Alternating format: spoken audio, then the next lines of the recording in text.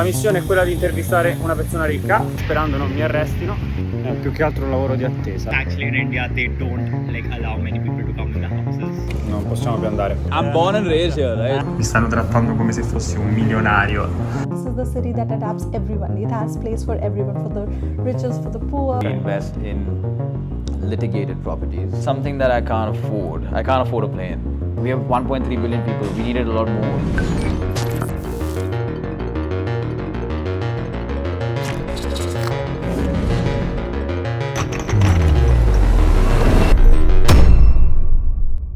Come promesso, sempre con lo stesso cappellino, la missione è quella di intervistare una persona ricca e oggi cercheremo di farlo. Ora fermiamo un tuk-tuk e cerchiamo di andare a Bandstand Promenade, dove vivono tantissime celebrità di Hollywood. Hey! Hey man!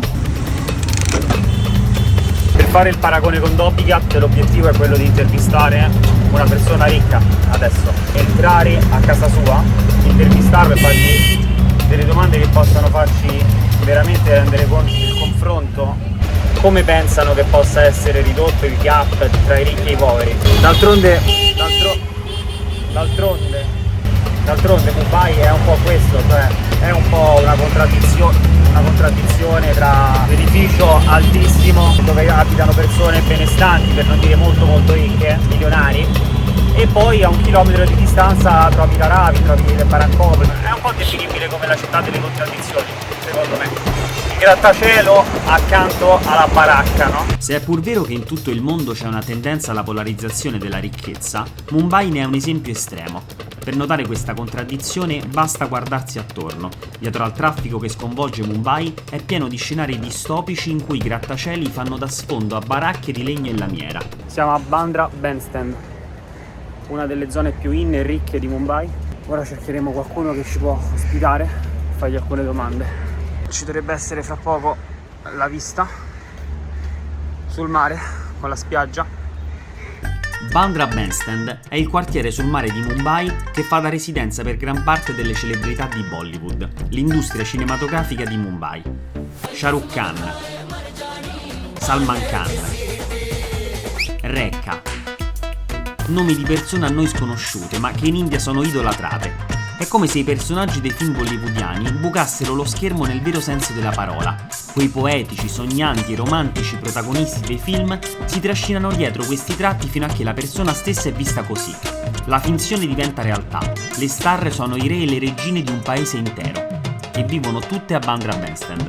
Troppe poche case a Bandra Bandstand, andiamo a Carter Road, un'altra via, quindi cambiamo zona di poco, 10 minuti. Bandra Bandstand solo tanto mare, tante persone, ma poche case di persone molto ricche. Ok, siamo arrivati a Carter Road, una via che dovrebbe essere abbastanza in, che dovrebbe avere un pochino di persone più ricche. Ora ho visto un palazzo molto interessante.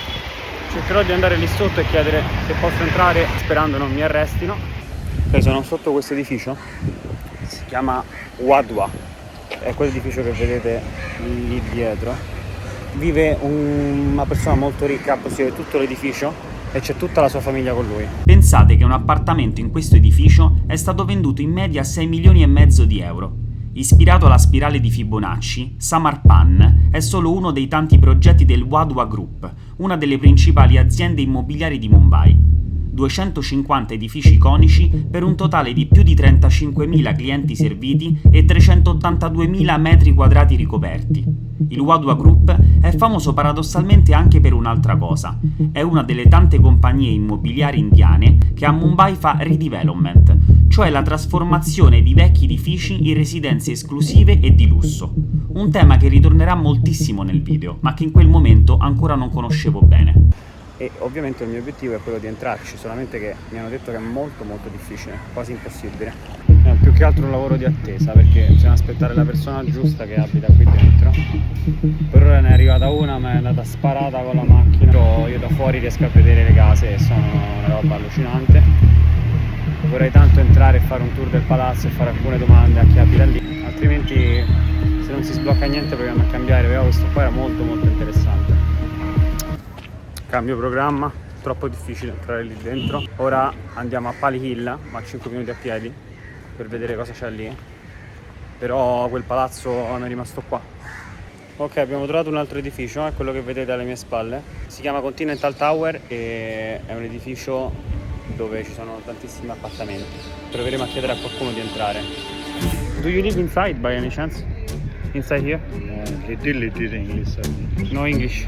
I tell you because I'm trying to make a video. I went to Dhobi Ghat. I spoke with a poor man. The other goal, no, was like, okay, so this is Dhobi Ghat. Okay. How is it life? In another place. Exactly. So my goal is like to visit a house. Actually, like I live with my family and my family wouldn't allow it. Actually, in India, they don't like allow many people to come in the houses. You can try people who are single. La difficoltà, come potete vedere, è che sta diventando sempre più buio. Ma non voglio mollare. Ho parlato adesso con questo ragazzo, ho insistito tantissimo, ma non c'è stata possibilità. Prima o poi qualcuno ci farà entrare, sono sicuro. Almeno hanno acceso le luci, siamo sempre qui.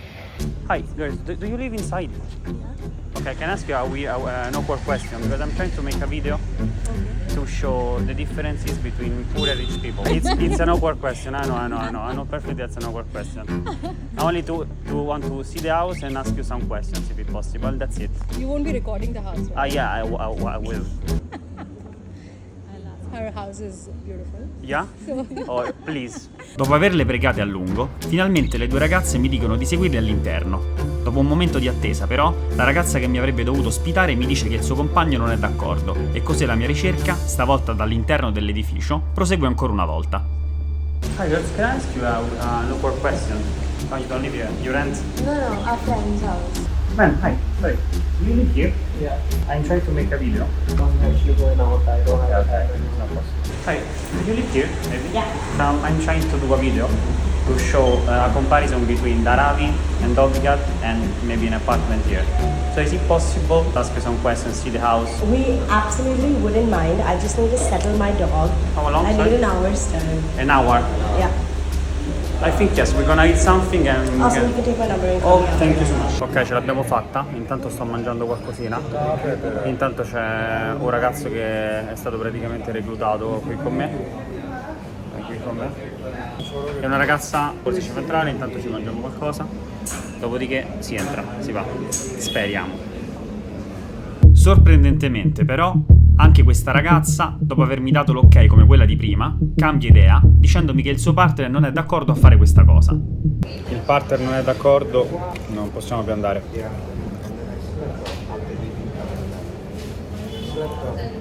Siamo qui da mezz'ora di nuovo, sono altre penso 5-6 persone, è veramente difficilissimo, però non mollo. C'è un altro ragazzo, I'm like here with him like since 3 or 4 hours, so it's been a long time. I'm trying to make a documentary. If you are not comfortable with the question, I'm okay with it. Sorry, but I live with my grandmom and she's really unwell right now. Okay. Do you live here? No. Ah no, okay. Speak English. Do you live here by any chance? We are making a documentary, like to show the differences between people. I'm very sorry. Okay, it's okay. Very bad. No, it's okay, no problem. Do you live here by any chance? Ask you some questions. No question. Can I ask you a weird? Can I ask you a weird? Do you live here by any chance? Impossibile. Impossibile. Abbiamo provato con tutti, nessuno è disponibile a farci entrare. Stiamo cambiando zona per l'ennesima volta. Siamo a Pali Hill, questa zona, abitano degli attori, ex ministri, abitano tutti qui, ci sono delle macchine clamorose. Sono le 9:30, sono più di 5 ore che sto provando e nessuno vuole ospitarmi. एक तो हमें palace house दिखा पर अब कोई दिख नहीं रहा है। Hi. Speaking Hindi? ये I speak हम लोग डॉक्यूमेंट्री में काम करते हैं। They are not the owner, they are the drivers। Start हो गया। हम यहाँ पे पाली हिल आए क्योंकि किसी ने बताया कि यहाँ पे थोड़े रिच लोग भी रहते हैं। One eternity later. Thank you so much for that. No worries, man. Like 6 hours and we're here. Yeah, you guys are walking here for 6 hours. I mean, Yeah. I feel like when I was walking up, I saw you guys. I'm pretty sure like you guys probably know more about Mumbai than even I know at this point. Because like you have a reason to interact with different people. I'm born and raised here, right? You're still stuck in that same Yeah, of level. course. You don't see people either above that or even below that, right? I have your number. Do you use WhatsApp? Yeah, of course. You can All tell right. me. All right. So I'll drop you a message on WhatsApp. can So talk. you text me. Yeah, Text text me. me. All right. Forse abbiamo trovato qualcuno, ma non potevo adesso, quindi fra 10 giorni forse lo potremo intervistare. E ora veramente siamo distrutti, vado a casa perché sono cotto completamente. Sono quasi 6 ore che stiamo camminando, che sto camminando, nessuno è disposto a ospitarci, quantomeno oggi, ma non molleremo nulla, quindi torneremo qui molto presto. Sono 31 ore di treno, mancano 28 ore e mezza.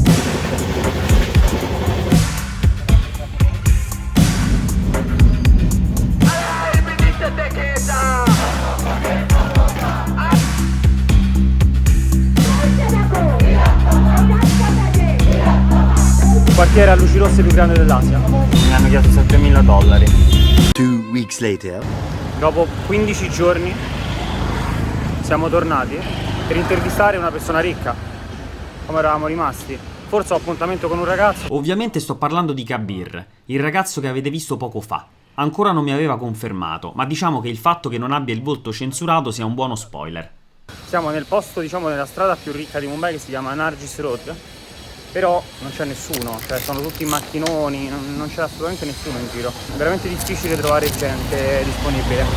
Bah. Forse ho trovato un architetto. Forse. Questa ragazza forse è un architetto della zona e forse risponderà a qualche domanda, ma non è sicuro.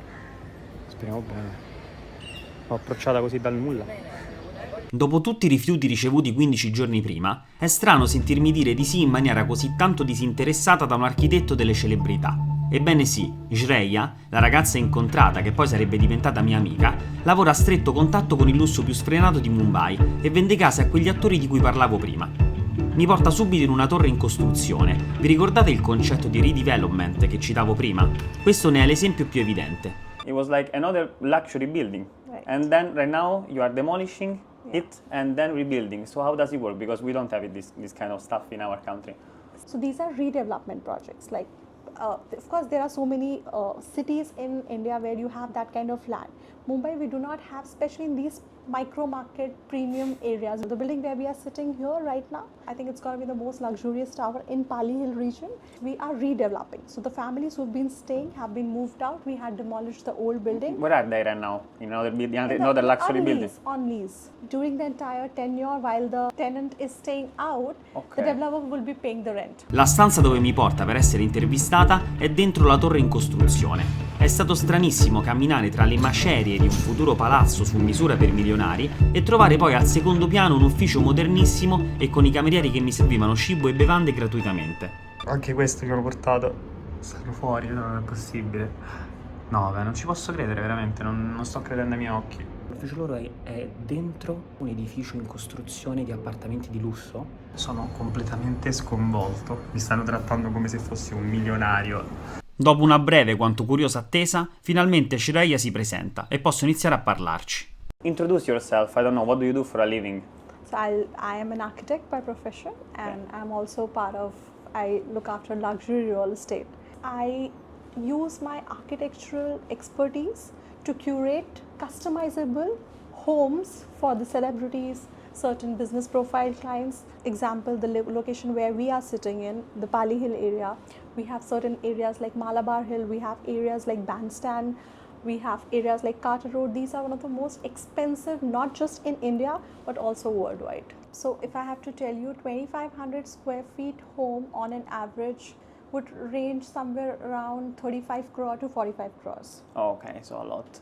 You ever feel conflicted that you work like with celebrities as some people like that, and maybe at the other part there are so many poor people that sleep on the streets? Now Mumbai is very adaptive. It topmost the list in the most billionaires in Asia. Yeah, I know. Mumbai, and specifically Mumbai. This is the city that adapts everyone. It has place for everyone, for the riches, for the poor, for everyone. Do you think that architecture can be a tool to bridge the gap between like poor and rich people, or no? All these things comes under government. The way government is trying to plan, there's a lot of bidding and everything that happens. Example, Dharavi. Dharavi would be a slum rehabilitation act project, where through architecture, what I'm trying to do is I'm making a newer buildings for the new people, but also relocating these families into a newer project where they're getting a better lifestyle, better amenities, better quality of life. Credo di aver conosciuto la persona più gentile del mondo, mi ha aiutato tantissimo, le ho fatto l'intervista, mi ha aiutato, sono troppo contento perché non era per niente facile ma ce l'ho fatta.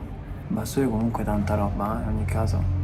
Quello che ancora non sapevo era che nel frattempo Kabir mi aveva confermato per messaggio che avrei potuto intervistarlo a casa sua. Era il mio ultimo giorno in India prima di tornare in Italia e non sapevo che la fortuna mi stava per assistere 2 volte. Oltre alla doppia intervista, stavo infatti per chiudere un cerchio iniziato col primo video sulle baraccopoli. La famiglia di Kabir si è arricchita proprio grazie ai progetti di ricostruzione degli slums. Ora realmente riuscivo a guardare da vicino l'altra faccia della medaglia. Ok, ora facciamo un'intervista a un ragazzo. Siamo dentro questo palazzo, ragazzi, che abbiamo per la questa settimana. E ci sta aspettando dentro casa sua. Vediamo un po' che succede. Yeah, ring it. Questo lì. Alright, come on in, guys. Oh, hi. Thank you. Oh, this is your house? Yes, this is my living room. Oh, this is your living room, okay. Oh, very beautiful. So you live here? Yes, I do. Non ho domandato di fare un intero tour della casa perché erano le 10 di sera e i genitori stavano dormendo. Non ho nemmeno chiesto il suo patrimonio per non risultare indiscreto, però da quel poco di casa che ho visto e dalla mole di persone che lavoravano per loro anche a quell'ora, diciamo che lo status di milionario posso confermarlo. That's very beautiful. Really? Thank you. Really. 6th floor, so you last floor? Yeah. All apartments there? All apartments. All of this is just apartments. My name's Kabir. I'm 25. I've lived in Mumbai all my life. I was born here as well. I'm currently working on a clothing brand. Okay. And along with that, I'm also working on a real estate business that my family runs and operates. Okay. We invest in litigated properties that have issues in terms of their paperwork or in terms of the ownership, or the people that actually own the property are fighting with each other, to put it in simple terms. So we come in and we obviously get a discount on the purchase. We clear out all the litigation on it. We get the right paperwork done. And then we sell it. Most slums don't have the right paperwork. So when I say we clear litigation is when we also look after these things. Everyone who deserves a house should also get a house. We work with the developer to develop the structure and to construct on that property, and then we provide housing to the original slum tenants. The time between us demolishing their home and building them a new home, we provide them a rental every single month. That helps them and enables them to get housing elsewhere. And then we have other units for us to sell and to make a profit on it. If done right, it's a very win-win situation. Mumbai is a city of contradictions, you know. We are not used to like see so poor people and so rich people, you know. There's no middle class here in some ways, no? Yeah, there isn't. Yeah. So how do you feel about it? You can live in a really expensive house and you drive to work every morning. And on your drive there is the reality check, right? When you're indoors, you're always indoors in places you want to be. But when you're outdoors, you're in the places you have to be.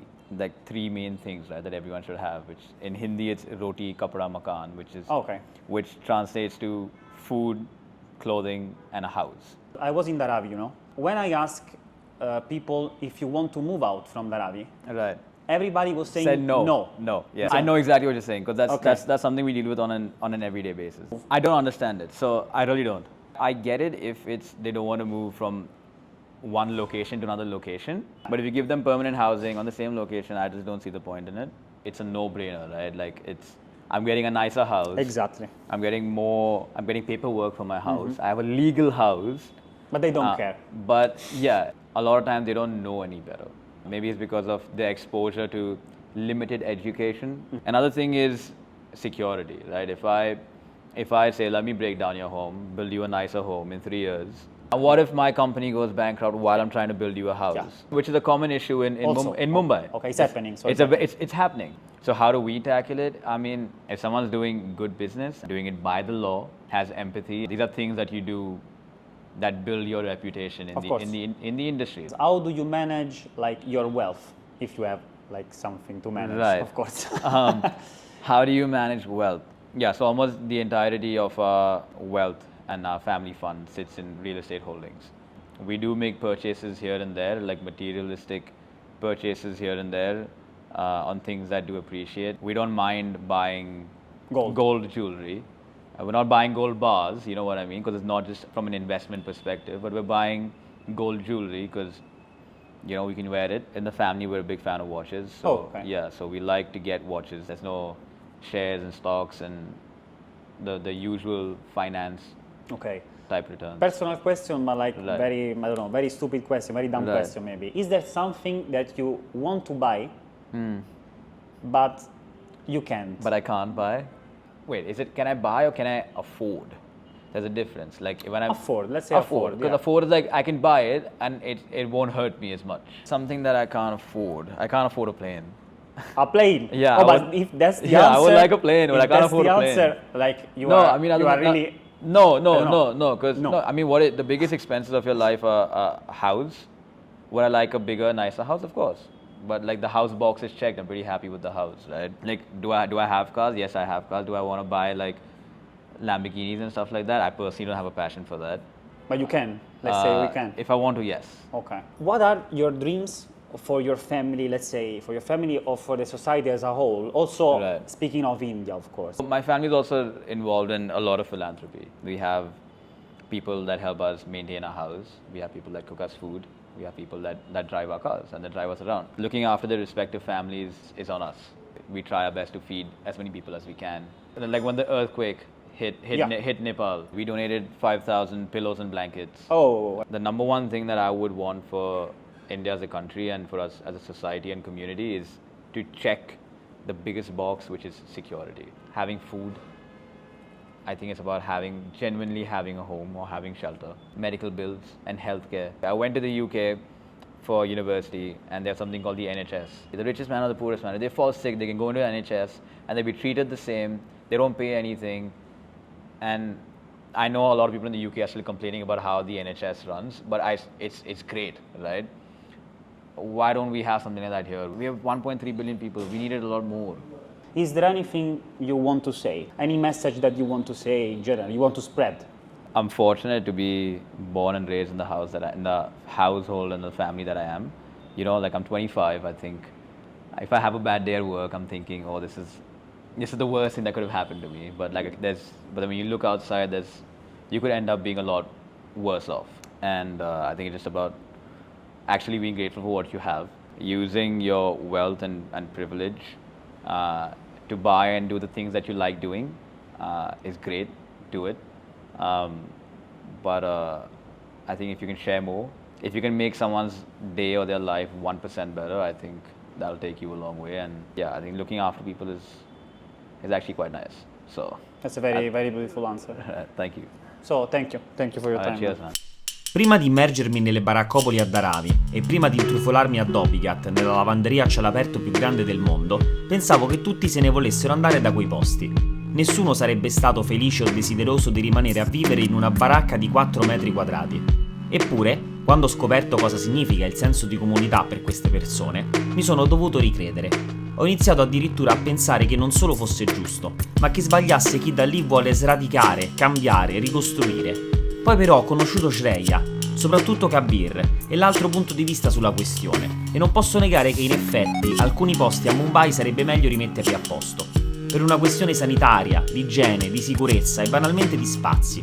Sicuramente quello che ho notato, ed è un paradosso viste le differenze esistenti tra una persona e l'altra, è che in qualche modo in India e soprattutto a Mumbai la povertà e la ricchezza non solo si riconoscono a vista d'occhio, ma si rispettano, pur contraddicendosi.